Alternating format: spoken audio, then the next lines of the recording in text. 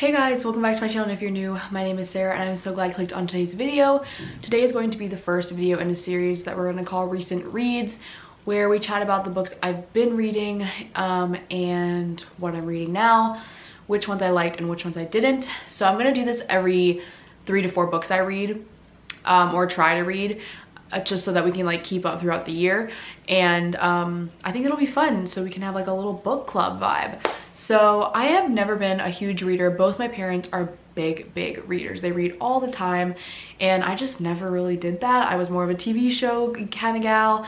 I still am, but I have started to read a lot more recently and it's been really fun. So I'm going to show you guys all the books that I read and which ones were fails and which ones I liked. So I've been using the app Goodreads. I'm sure a lot of you guys know about Goodreads, but it's a place where you can like review books, put books on shelves. So like you can put a shelf for like romance, comedy, whatever that you want to read or that you have read, and it kind of uses an algorithm to show you books that they recommend to you. There's this also like this cool feature where you can put in the page number for the book you're reading and like what you're thinking about the book and kind of like review it in a way, and it shows you the percentage of how far along in the book you are, which is really fun. So that app's kind of been motivating me. I set a 2021 goal of reading 10 books, which seems not like that much, but for someone who doesn't read that much, that's a lot for me. So I'm happy with that, and I'm already at 3. I'm on my 3rd book. So and it's only April. It's almost March. Well, I guess by the time you guys see this video, no, it'll be Monday. Currently I am reading Red, White, and Royal Blue. It was recommended to me by a bunch of people. It's not gripping me yet, but I'm only 20 pages in.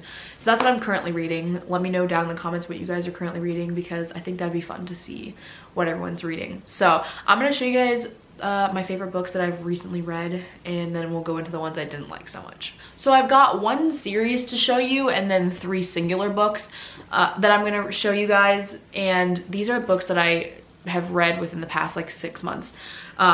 It won't be like that for the whole series, but just to catch up, I'm gonna do that so that we can like be all in order. So this is a trilogy that I finished probably at the end of last year, which really set me off to like the beginning of this reading challenge, I guess you could say.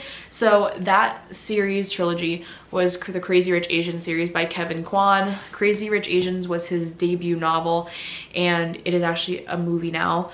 If you haven't already seen Crazy Rich Asians, I highly recommend you read the book first, because I found that the movie was extremely disappointing. It was good, but it just wasn't as good as the book. So yeah. It actually says on the cover now, major motion picture, but this was his debut novel, I believe. And then it goes to China Rich Girlfriend is the 2nd, and then Rich People Problems was the 3rd. These were all deliciously dramatic and good. I don't think a single one of these was better than the other. Like, it just, you were itching for more. If I had to pick my least favorite, I would say the middle one was like very confusing and sort of like, I don't know. It didn't have as much of a storyline. Like these Rich People Problems and Rich People Problems and Crazy Rich Asians meshed the best. So if there's one that I would say like probably the 2nd, but you do have to read all of them. Well, I guess you could technically not read one of them, but I don't see why you would do that, because they do go together like very well. So if you are not familiar with the series, I won't spoil it and read like the back jacket. I know a lot of people don't like that, but it's basically about a couple, and she finds out that his family is from this crazy world of Crazy Rich Asians, and it goes through like all their rich people struggles and dramas and crazy stuff, and it is super juicy, super funny, kind of romantic, but honestly the romance part of it didn't take the front seat, I would say, in this whole thing. But yeah, I really loved this series so much. And this book I read a long time ago. It came out years and years ago, actually, probably 3 or 4 years ago, maybe not that long, but a while ago. Let's see, it came out in 2013, and I didn't read it in 2013 because I was in what, like 8th grade when that came out. I probably read this 3 or 4 summers ago. When I worked at the summer camp, I read when the kids were napping, and so this was one of the books I read. So that probably was 3 or 4 years ago. And then I took a long break. When I went to college, when I was living at college, I didn't read at all, like at all. So I took a big break and then I read these two pretty close together, but I just finished this one. So I think I took like a year break in between these two possibly without reading a single like book. That's impossible. Like a single, like I don't think I read a single substantial book in between. So I would definitely rank this 10 out of 10. This like really kicked me off to the type of genres I liked and what I look for in a good book, I guess you could say. I think I got my timing off for the other two books, or those other books, because this one I definitely read in this summer.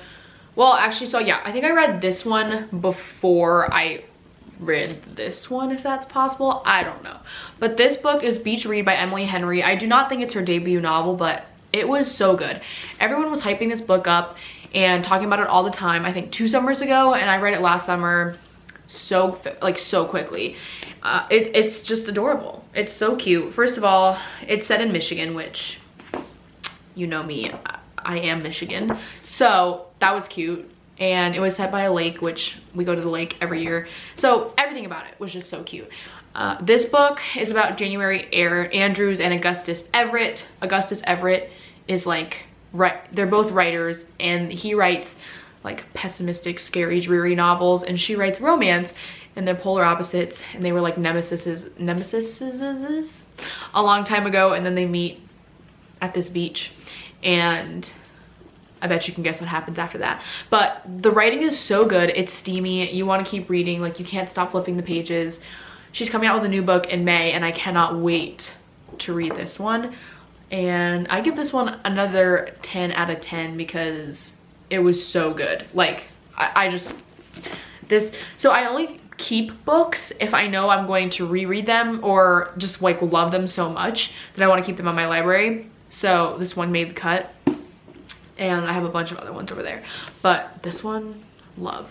So the book that I picked up in January was another Kevin Kwan book called Sex and Vanity, and I also loved this one.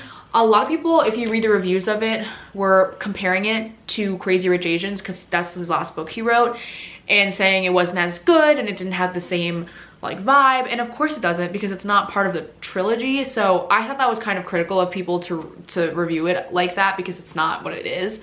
So this book is about Lucy Churchill and George Zhao, and she's like an artist, but her Asian family wants her to have like a more steady career, so she goes to school. She goes to Brown, I think, for something in the medical field, maybe biology, maybe not medical, biology, I'm pretty sure.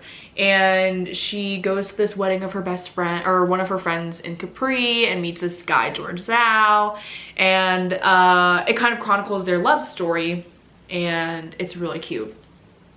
However, the ending of this book was weird, didn't make sense really, and was underwhelming. Like, the ending, I was like, you had me this whole time and now I'm not interested. So for that, I give this book an 8.5 out of 10. It was super good the whole way through, but the ending was just kind of like underwhelming. Like these other ones, like kind of like Beach Read, left you at the end going like, that was satisfying. This was not satisfying at all. So 8.5 out of 10 for Kevin Kwan on this one. I still am a Kevin Kwan fan and will be reading every other book he comes out with. But I also think he has a bit of a niche, like rich Asian people. That's kind of his niche. Which is, there's nothing wrong with that, but I would like to see him kind of maybe like venture out into something different, because I don't know. It's not, I think it's a niche. Like, you gotta step out of that comfort zone a little bit. So the book that I literally finished yesterday, took me 14 days, I think maybe a little over 2 weeks to read it, was The Unhoneymooners by Christina Lauren. And Christina Lauren are actually two people. But their like author name together is Christina Lauren. So they have like a cult following. A lot of people love them and have read all their books and everything like that. And I'm not saying I'm not gonna read more of their books, but this particular one was definitely like a 9 out of 10. Just like, I found it a little bit too like predictable. Like, you knew what was gonna happen. As you can see, all of these, yeah, are like romance, basically. I like romance. I'm a hopeless romantic. I like that kind of stuff. I like the steam. I like the drama, all that.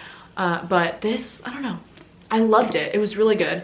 This one was about Olive Torres and Ethan Thomas. and they're chronicling their relationship, because Olive's twin is married to Ethan's brother, and they hated each other for a long time, and they realized it was a hate to love. So, or no, not hate to love, love to hate. I always get that mixed up. It was a love to hate, but it was very predictable. You just saw everything coming. Like, you knew something was about to happen, and then when it happened, you were like not surprised.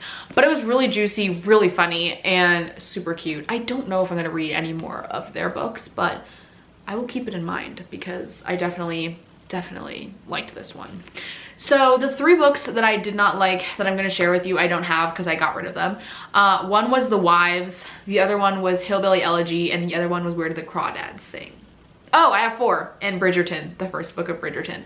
So where should I start? I don't even know. For one, I really do like fiction, and Hillbilly Elegy is a memoir, and you can read what it was about, but it just didn't, it was not badly written at all. It was very well written, but I looked for escapism and it was just depressing. You can also watch the movie Hillbilly Elegy on Netflix, which I found better than the book, which is not normally how I feel about it. But yeah, underwhelming. So I give Hillbilly Elegy a 5 out of 10, but that is really not because of anything the book did. It's just not my genre. Where the Crawdads Sing was like a cult. Everyone was all about it. Like Reese Witherspoon's book club. Everybody wanted to read Where the Crawdads Sing. And I don't know, I couldn't get into it. And I don't know why, because a lot of the things in the book are things that I'm interested in genuinely, and I don't know why I couldn't get into it, but I just couldn't. Like, I could not get into it. So I give like Where the Crawdads Sing also a solid like maybe 6 out of 10. The storyline was good, it was gripping, just not for me, and yeah, that was disappointing. The Wives, I didn't even get through the first chapter, but a lot of people seem to have the same problem as me. It was just too dramatic to be believable, and I think that that's like a big no-no. If you like any of these books, by the way, no hard feelings if you like them and I didn't. Like, it was just not for me, not my cup of tea. That book was recommended to me by a mom that I nanny for, I guess she read it in her book club. I'm not exactly sure about that, like how she figured that or how she found it, but definitely was not my favorite. So, and lastly, Bridgerton. I tried, guys. First of all, I don't like books of that time period at all, and I never have. I don't like Jane Austen really, so when Bridgerton came out, I actually resisted watching it for a super long time because I was like, I'm gonna hate it. Like, it's not my style, it's not what I like. I loved it. But the book, I don't know if it was because I watched the show first and I was expecting, like, I was seeing the characters in my head as in the Netflix show, but I already knew it was gonna happen, and it was just all, I don't know. I should have read the book before the show, but the way that they write in that time period, like, you know, the way that the writing is, not saying it's an old book, but like the way you write that time period, I guess I should say, is just like not for me. And I don't know why I thought it would be for me, because I, you know, I couldn't get through a Jane Austen novel if I wanted. So that book is living at Chrissy's house because she loves that type of stuff. But yeah, nope. It was like a 3 out of 10. And I knew it was going to be that way, but I was like, I'm going to give it a shot. I'm like, I don't know. I love the show, so I thought I would really love the book, but I just couldn't get into it. So those were my recent reads, and I hope you guys enjoyed this video that's going to become a series and you're excited for the next one. If you are, give it a thumbs up. I will talk to you guys soon. I am going to try to vlog again. Life's just been crazy, and sit down videos are easier because you can just upload them, be done with it, and go about your day. But I will see you guys soon for a new video, and I hope you guys are having a safe and healthy 2021 so far, and I will see you in my next one. Bye, guys.